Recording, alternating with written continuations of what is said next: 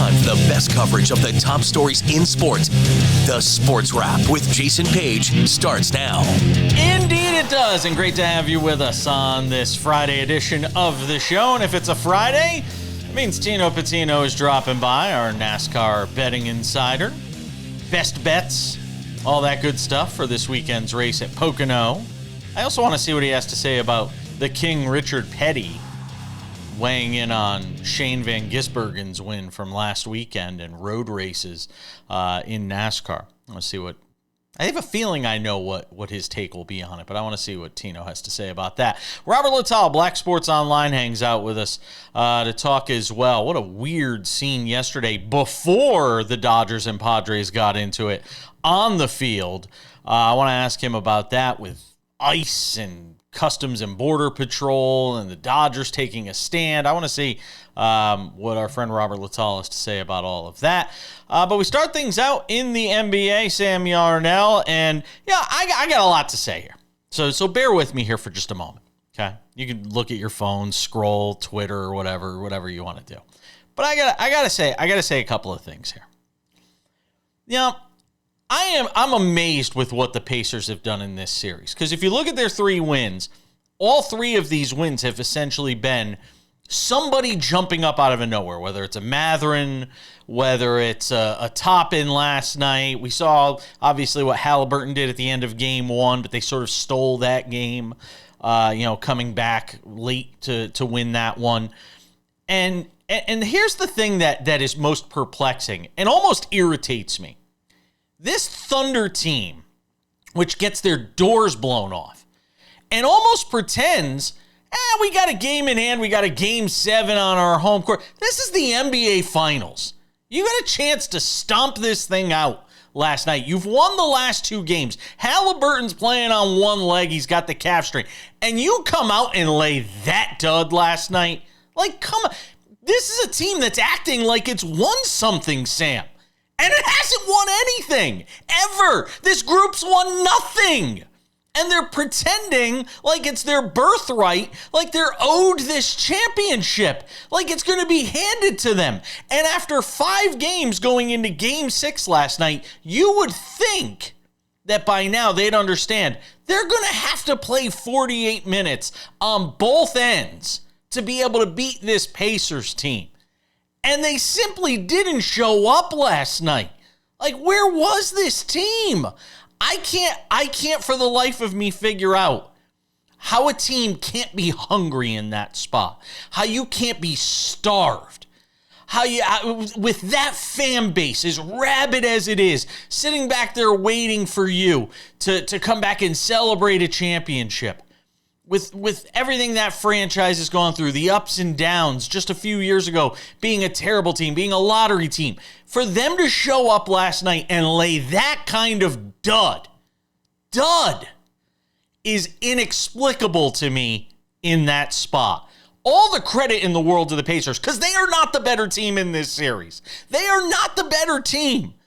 The Thunder are the better team. If you match up these 2 rosters, the Thunder should win this series. They should have won it in 5 or 6 games. The fact that this thing is going 7, credit to the Pacers, but at the same time, what is Oklahoma City doing, Sam Yarnell?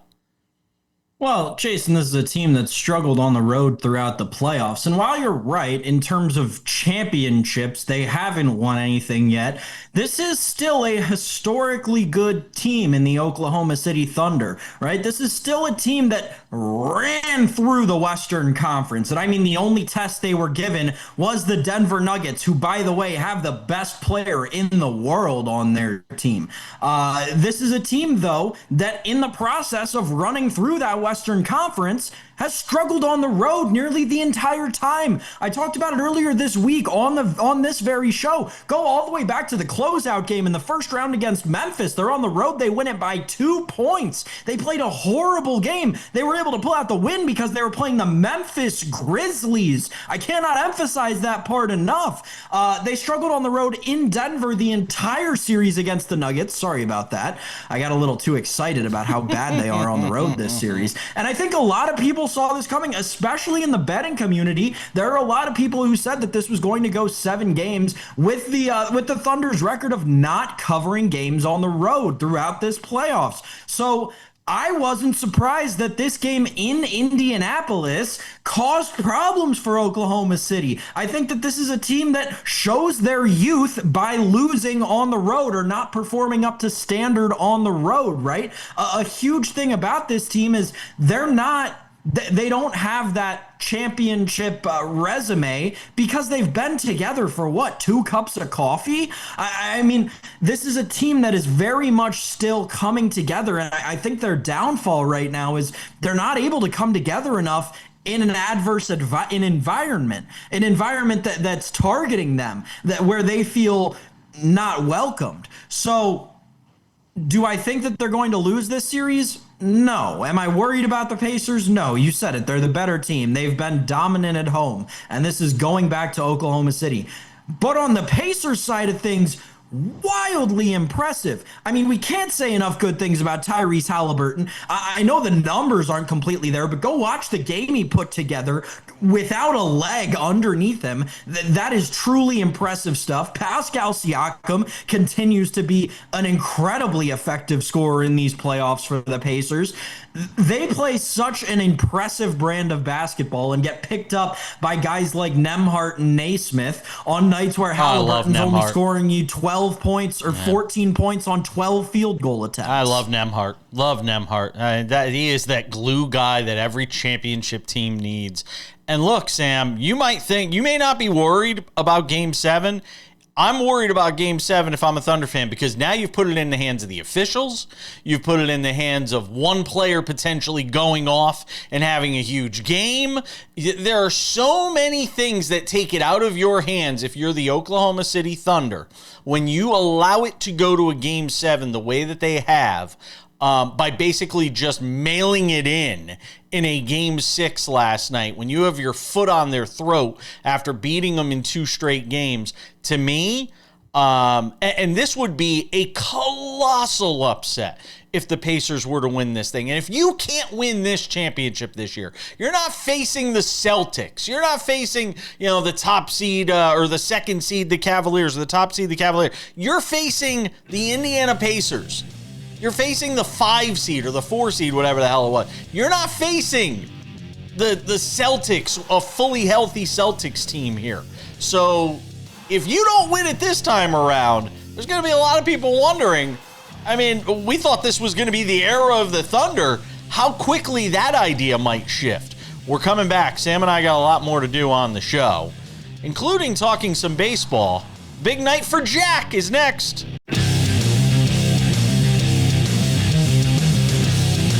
Welcome back to Sports Wrap. Robert Littal joins us in 10 minutes from Black Sports Online. Talk about some of the top stories of the week with him. Sam Yarnell, let's talk some baseball for a couple of minutes. A couple of stories got my attention from yesterday. I know one will interest you.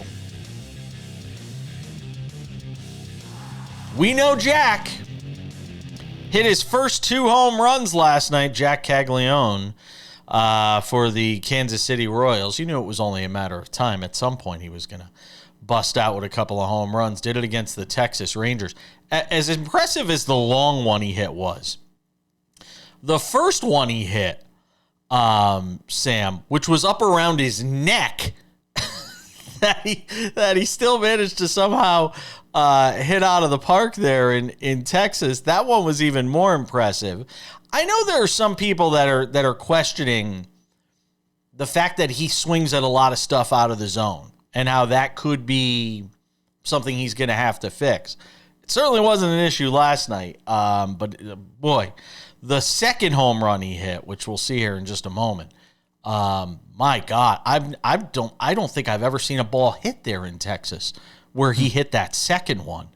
But man, Jac Caglianone finally announcing his arrival, and then he promptly got the silent treatment from the dugout, which was kind of fun. That was kind of funny. A tradition as old as time. Yeah, super fun game in Texas last night. It was cool that he got to do it against his former teammate. I mean, not against, he wasn't pitching, Right. but Wyatt Langford on the other team. Um, those guys are going to be fun to watch, man. That Florida team was fun to watch in college. Those of you who know. And I mean, listen, you saw the future of Major League Baseball on the field last night. You saw Bobby Witt Jr., you saw Wyatt Langford, and you saw Jac Caglianone. I would say between the three of them, career earnings are upwards of $1 billion. The pitch was around his neck. I'm just watching it again. I don't know how he hit that ball. He's 6'6", and he hit the ball out. I will say, on the subject of young players hitting multiple home run games, a player who's been on the scene, Jason, who's an established, I mean, all-star caliber outfielder, leading the National League in terms of outfielders in like 9 out of 10 of the major hitting categories. James Wood, 2 more homers yesterday, including a walk-off to snap the Nationals' 10-game losing streak.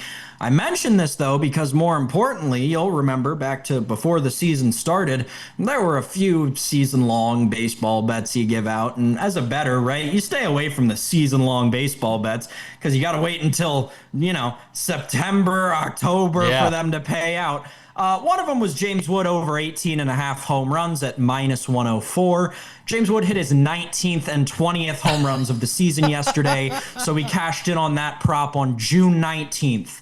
Always get your picks right here because we're coming in hot with them. And I mean, Orioles to miss the playoffs at +156 was our other major play this season, and that's looking great so far too. They're about to get eliminated from the playoffs in maybe record time. So yeah. Little shoulder pat credit to me for the amazing look on the James Wood season-long home run prop. There you go. You could do the Barry Horowitz, and if you don't know who Barry Horowitz is, folks, you're probably too young to be watching this show. That's okay. You can go look it up. You're not too young to be on this show. No, you're not too young. No clue who that guy is. Go look up WWF Barry Horowitz, and you'll know all you need to know.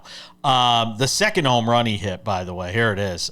For those that didn't see it, this is wall scraper. No, yeah, exactly. The second one he hit like halfway up the bleachers over the bullpen out there in right center. Just incredible power from Jac Caglianone. We'll see if that opens him up.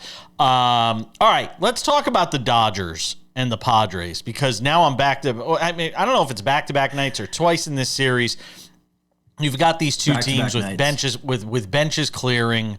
Tatis gets hit in the wrist area, which is always a sensitive thing. Mike Schilt comes out. Dave Roberts and him get nose to nose. Then Shohei Ohtani gets hit in the bottom half of the inning. And look, these teams are going to face each other a lot this year. And I hope Major League Baseball doesn't get involved. I hope they don't try to, before the next game say, all right, if anybody gets hit, we're tossing people right away. Let them settle it on the field. I want them to let them settle it on the field. That's where it should be settled. That's where it's always been settled, in baseball. And I know we're doing everything we can to kill the norms of baseball with pitch clocks and larger bases, and you can only throw over so many times, and we want to shorten the games. Let them settle it on the field, Sam. Here's the thing, though. If Shohei Ohtani keeps getting hit by pitches in retaliation, it's going to start hurting people's pockets, and Major League Baseball is never going to go for that. I'm not saying I agree, nor do I disagree with you, but that's just the reality. Like, Major League Baseball will step in if Shohei Ohtani continues to get plunked because it's Shohei Ohtani, and he makes them approximately $1 bazillion every single year. Listen, this is fun to watch.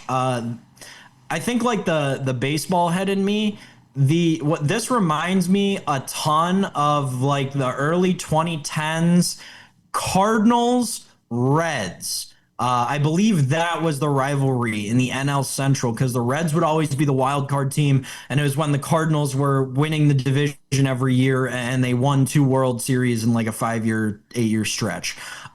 They would always get into it, and it would always make for cinematic baseball in June and July and August. And you're right, Jason, because we need that, right? We need baseball to give us interesting storylines and stay more relevant, particularly than usual, so it doesn't get swept under the rug heading into NFL training camp. And I'll also say this. I mean, Tatis has been hit 4 times this year, and 3 of them have been by the Dodgers. So I can see where Schilt's getting pissed. I can see where he's mad. Because this guy's, his biggest star on this team is getting plunked 3 times by your biggest rival.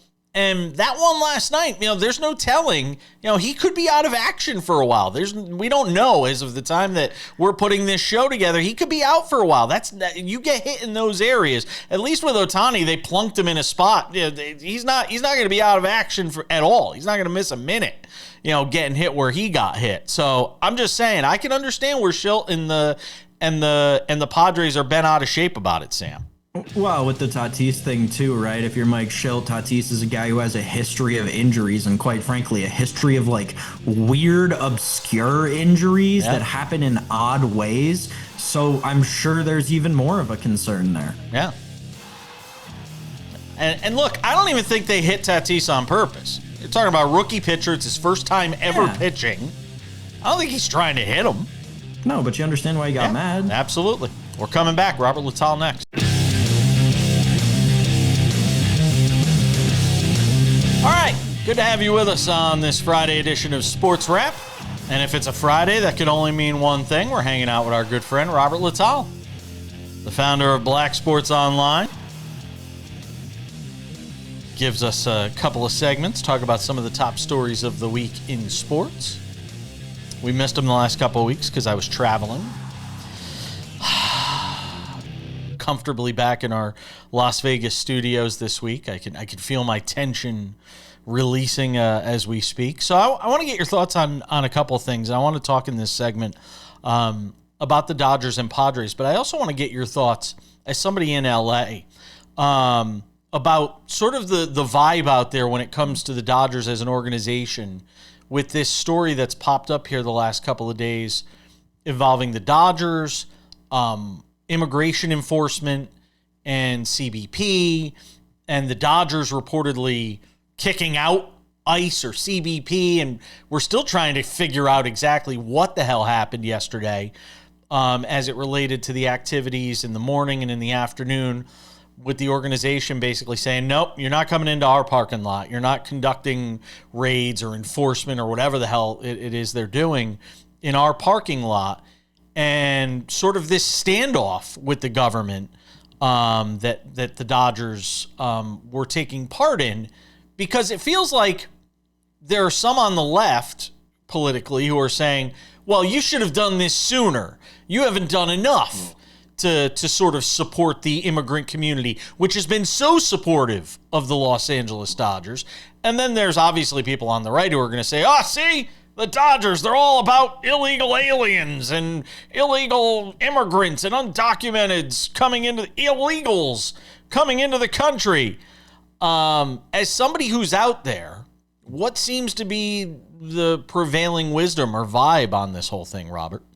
Well, the vibe wasn't until yesterday. People were very disappointed in the Dodgers, because, that fan base, especially when you add in, the Japanese, Asian fan base as well with the Latino fan base, it's over 50% of minorities. I mean, that's who generates the revenue for the Dodgers. If you took them away, they would be, I don't know, they would be the Tampa Bay Rays or something like that. You know what I mean? So until they made an actual stand, which I knew that they had to make, yesterday, there was a lot of disappointment. The national anthem lady that did it in Spanish, reports that she's been banned.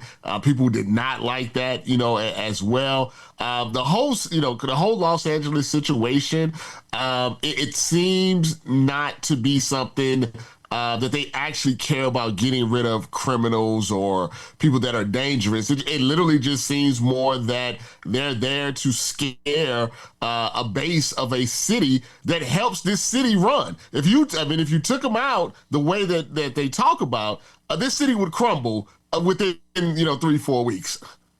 You mentioned the anthem. I'm glad you brought that up because I actually forgot about it. Again, the news cycles move so fast. That was just a few days ago. You had this woman who came out who sang the anthem in Spanish, and reportedly the Dodgers had basically said, no, sing it in English. She came out, sang it in Spanish. She says she's not going to go back to the park anyway. But it seems like there's a lot of a groundswell of support for her for what she did.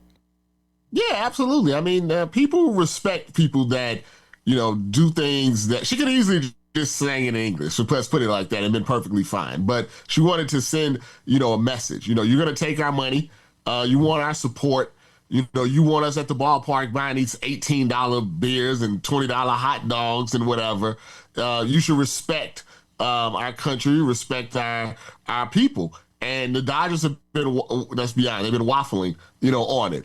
And instead of taking a strong stance. What is your sense as to why the Dodgers have been vacillating on this? I mean, ownership is still, I still think at a higher level that they are afraid if they, it's the whole thing. Oh, if you're too woke and if you're too liberal, they feel that they're going to cause some sort of major problem with the other side of their fan base, that they're trying to appease both sides. And we try to appease both sides. Nobody ends up being happy. Give me your thoughts on this Dodgers-Padres rivalry, because we had, Fernando Tatis get plunked with a pitch last night in the wrist. Yeah. Bench is clear. Then you have a situation where Ohtani gets it in the ninth, far less dangerous situation there. How real is the rivalry? Because I listen to the announcers and they make it sound like it's severe, it's real. The battle between San Diego and Los Angeles. As again, somebody who's there, how much hatred is there between these two sides? Yeah, I went to one of the games during the series. They don't like each other. I mean, they feel like the other is a World Series contender champion as long as they get past the other. That's the obstacle. This is the 49ers and the Cowboys, Lakers, Celtics, type of thing. They have a genuine feel that they're the best team as long as they can get past this team. And I think last year, based off the fact that the Padres had got rid of the Dodgers in the previous playoffs, coming back from that 2-1 deficit, I think that cemented the fact that at least in the National League, this is, the marquee rivalry. You know what's funny to me, though? I had a friend who was a Division I college basketball coach, and he was coaching against an in-state rival, but they had never beaten them. They had never gotten over the hump and beaten that team, but they were still considered a rival. And he used to always say, I don't know why people call it a rivalry. We've never beaten them. And in many ways, I know the Padres beat them once in the playoffs and all that stuff, but in general, the Padres, this group of Padres has never won anything.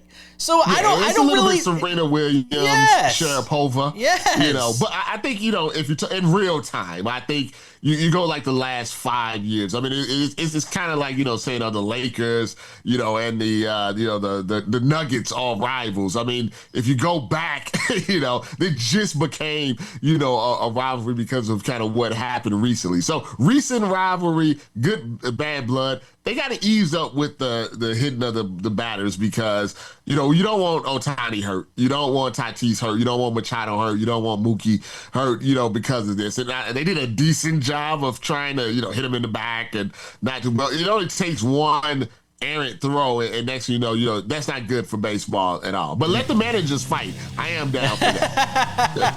I don't even think they were throwing at Tatis. You had a rookie pitcher in there, his first outing. No. He's not throwing at Tatis in that spot. Yeah, that's what happens when the temperature is up. Yeah, absolutely. All right, we're going to come back. We're going to hold Robert for one more segment, get some thoughts with him on some of the other top stories in the week. What's he think about these NBA finals? I got a comparison I want to make and get his thoughts on that. Some thoughts on the WNBA, too. It's all next.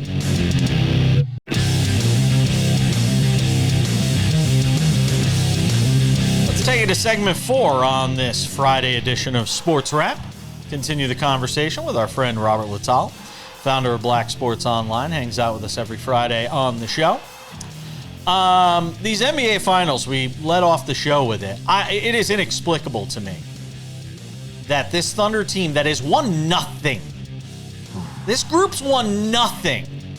I mean, I was pissed when I started the show today because that's a team that's playing like, we got a game 7 in our back pocket. Anything could happen in a game 7. So to me, that's the first like red flag that something's a little off with this Thunder team. I mean, I think they're 5-5 on the road now in this postseason, something like that. It's unfathomable to me that they could go out there and lay that kind of egg last night when you have a chance to put the series away. But I want to get your thoughts on something else because you're of a certain age, as am I, and can remember Kobe and Shaq. What a lot of people consider one of, in this modern era, in our era of basketball, one of the biggest upsets in the NBA Finals, which was the Pistons and Chauncey and Mr. Big Shot and Rip Hamilton, those guys beating the Lakers of Kobe and Shaq in the NBA Finals. Would this be a bigger upset to you than that? Because I don't think it would be. It'd be close, but I still think that Kobe Shaq team losing to that Pistons team was a bigger upset. But I wanted to get your thoughts on that. Let me put it like this. I think from a shock value, that was the bigger upset because it was Shaq and Kobe. And not just Shaq and Kobe. Shaq, Kobe, Karl Malone, Gary Payton. You know, I think when you have those type of names, you just assume certain things. But if you really looked at it on paper, the Pistons were an actual better team at that point. So I actually think this would be a bigger upset. I mean, the Pacers lost, I think, 15 of their first 25 games. And Oklahoma City is a historic team. They won 68 games, this year. Something I think only 6 other teams have ever done in NBA history. I think it's, and on top of that, the Pacers are playing their best player, quote unquote, is playing with an injury that should have put him out for 2 weeks. So to me, it would be a bigger overall upset, but not in the, I would say, the shock value of seeing Kobe and Shaq get that gentleman's sweep from the Pistons. What do you attribute it to? What is it? Is it this era of the NBA?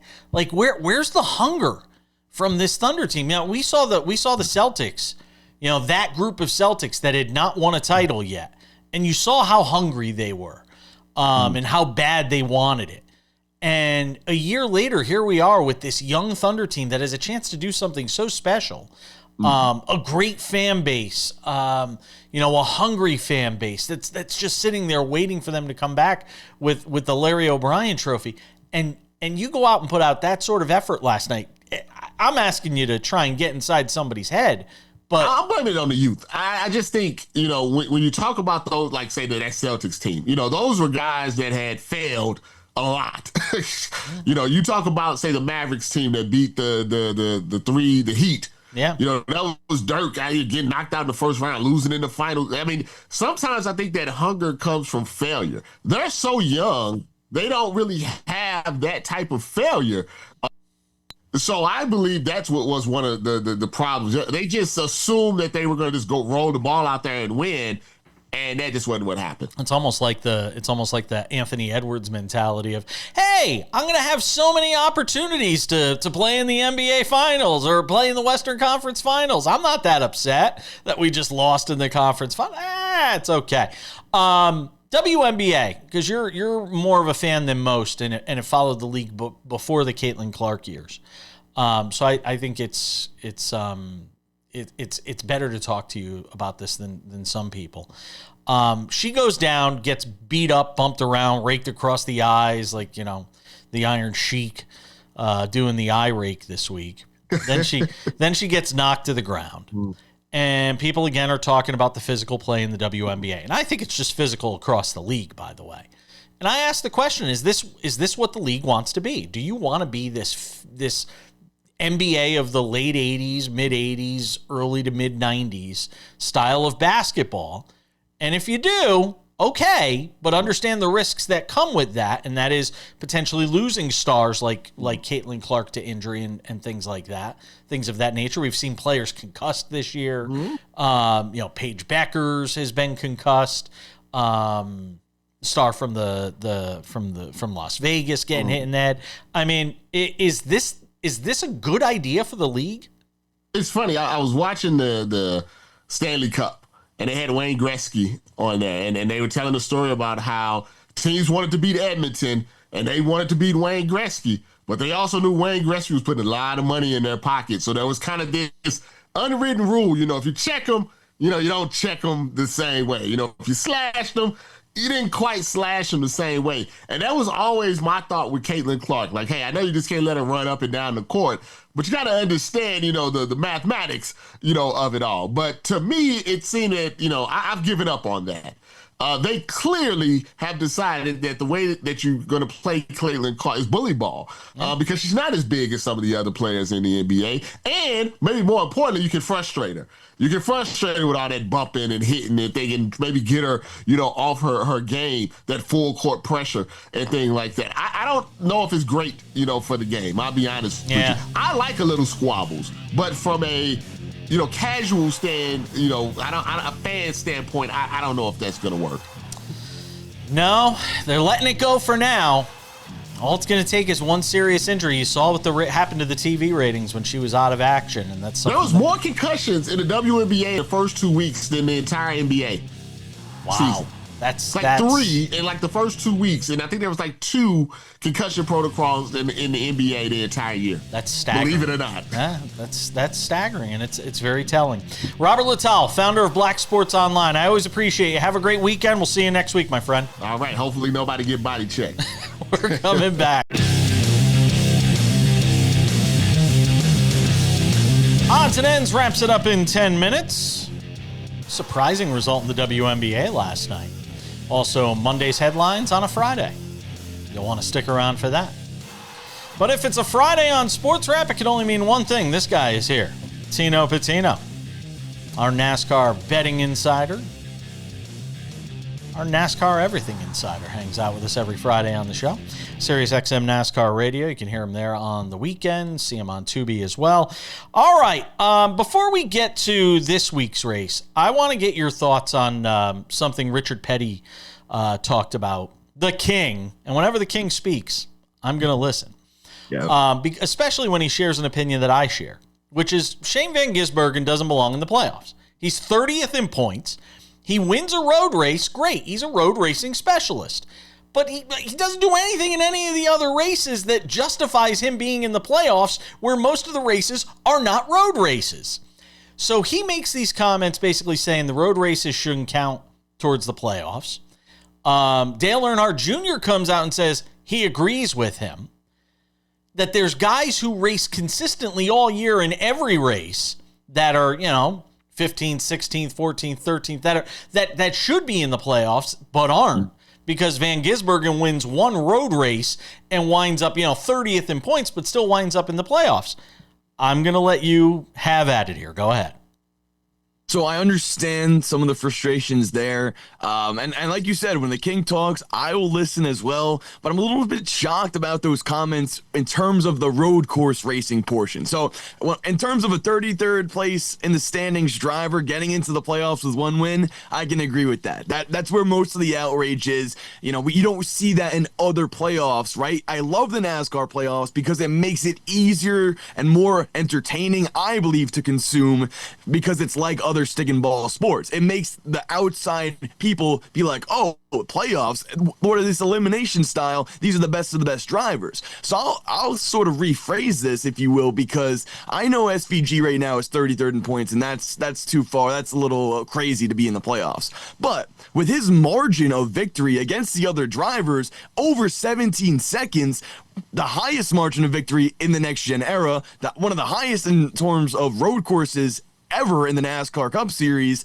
To me, he is that much better than other drivers when it comes to road course racing. Now, it was a new track, everything that goes into that perfect storm sort of thing like we saw at Chicago, but if he's that much better, shouldn't the best road course driver on the grid right now be in the NASCAR playoffs if he earns the spot to do so?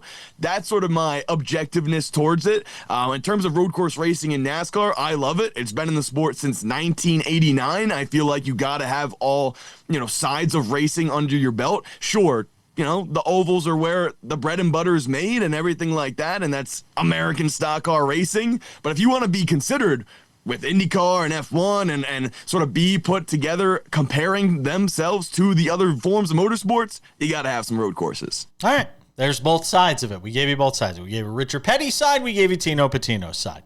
And we gave you Dale Earnhardt's side. And everybody knows where I stand. I don't think he belongs in the playoffs. All right. So let's talk about this week's race. Pocono Raceway.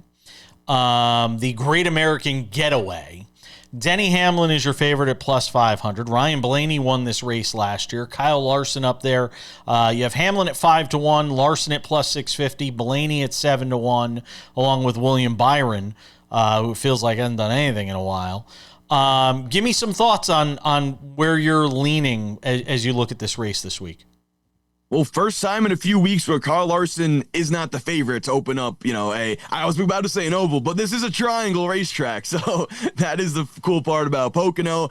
Denny Hamlin being the favorite around plus 500, like you mentioned, to me, is going to be good value heading into this one. He has the record 7 wins at this racetrack already, and the favorites have been winning thus far this year. I mean, that's something that we need to keep in mind. I know we want to search for value elsewhere, but when you're giving me plus money, Denny Hamlin at Pocono when he has 7 wins, and he's coming off of a bye week, if you will, because he did not race in Mexico City, that's a lot of less travel, a lot more sleep potentially. Now he was there taking care of the fam, new baby on the rise, everything like that. Okay, maybe, we didn't get too much extra sleep, but I think when it comes to Denny Hamlin as the competitor, without having to go to Mexico to now be back racing at a track like Pocono, comparable, that front stretch is to Michigan, where Denny Hamlin last won in the Cup Series. He's probably my best bet to win this weekend. Ryan Blaney as well, plus 700 is a good one you can look at. He won last year, beating out Denny Hamlin. We'll see long green flag runs in which Blaney excels at. This is also going to be a strategy race. A lot of drivers like to and crew chiefs there, like to flip the stages, if you will, during the race, try to maximize the pit stops, who can do that the least to get the most track position during the race. Chase Elliott's got some good value in this one, plus 1,600. Chris Buescher, 22-1. I like those odds. And for an underdog play, I'm looking at a guy like Alex Bowman, too, plus 3,000 to win this one. He's got a good, strong showing at this track in the past. Real quick here in the last minute, greatest sense of urgency with the final 10 races before the playoffs. Where do you see it right now for the greatest sense of urgency? I think it's with 23-11 specifically, and we've kept tabs on Bubba Wallace and how he's run so far this year. He's back. And we went to Mexico, had a strong showing there. Nashville, after a few 30-place finishes, Nashville finished 6th, back, and then he goes to Michigan, finishes in the top 5. So I wouldn't say the urgency's with him. I'm looking at Tyler Reddick, his teammate, because we're going to tracks that he's won at before and has dominated in the past, and they're not doing that thus far this season. So this is a big weekend at Pocono for both of those drivers. Bubba finished 10th, 11th, 8th, 5th, 4th at Michigan, like I mentioned, in those last Pocono races. So I'm looking at those two guys. Tyler Reddick's plus 1,200 right now. But if he can get a good qualifying effort and start inside the top 10, I think he's got a good shot to win. And he does have a 3.3 average finish at Pocono as well. So this is going to be key to see, especially with these new winners like SVG, like you mentioned, sort of bumping the playoff picture back and back. All right, our man, Tino Pattigno, catch him this weekend. He'll be out at the race if you're out there. Say hello if you see him. You can't miss him in that jacket. Always appreciate you, my friend. Thank you. All right, just about time to put the wraps on this baby for a Friday. Couple of reminders. SportsWrap Weekends. The weekend edition of this show, it's 30 minutes. It's usually carried on the same station you're watching right now. If it is not available on this station, search around the dial, check your local listings, time and schedule. You'll find it somewhere. If not, call your station up. Does anybody actually do that? I want to see SportsWrap Weekends. You can. I'd be thrilled if you did. SportsWrap Weekends, a wrap-up of everything we talked about on the show throughout the week. Make sure to look out for that. SportsWrap with Jason Page, the podcast, available on all your favorite podcasting platforms, Spotify, Apple Podcasts, YouTube Podcasts, anywhere you get a podcast. You can listen to this show, iHeartRadio, Odyssey, TuneIn, Amazon. Go and check it out. It is free, commercial free, in fact. 45 minutes, wrapped up in a nice little bow for you every day. Sports Wrap with Jason Page. You can watch this show on over 200 affiliates around the country and in Canada, but you could also watch it every day on YouTube, on our Sports Wrap with Jason Page YouTube channel, and on Spotify. Make sure to go and check out the show there. It is commercial free once again. And on our Sports Wrap with Jason Page YouTube channel, we have Sports Wrap Shorts, best clips from the show, sometimes clips not from the show as well. Go and check that out too. Without any further delay, ladies and gentlemen, on this Friday, time for some odds and ends. Odds and ends, Sam Yarnell. Hats off to the Golden State Valkyries, who, by the way, when I looked at their floor last night, I thought they were the Sacramento Kings because their colors are very similar. Golden State last night beating the Indiana Fever, 88-77. In 12 games into the season, they have the same record as the Fever. Both teams are 6-6 on the season. Golden State is 4-2 at home. They're selling out the joint every night, 18,064 at Chase Center. Very cool. They've got a great atmosphere there. Fans are all excited about it, and it's just another one of those WNBA success stories in San Francisco. Not a good night for Caitlin Clark, though.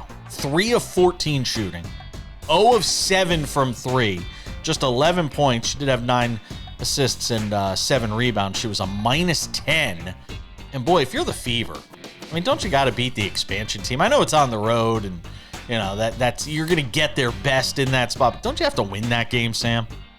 So that's the interesting thing, Jason. We were talking about this in the break, and the interesting thing in North American sports is that when leagues expand for the first time in a while, we'll say, there is a propensity, because of the natural expansion system that leagues typically jump to, which I believe the WNBA did, there is a natural propensity for that team to be overly competitive very quickly into their existence, right? In baseball, you see this with the Tampa Bay Devil Rays very shortly after they were after their inception, I guess is the word that I'm looking for. They were competing for a World Series.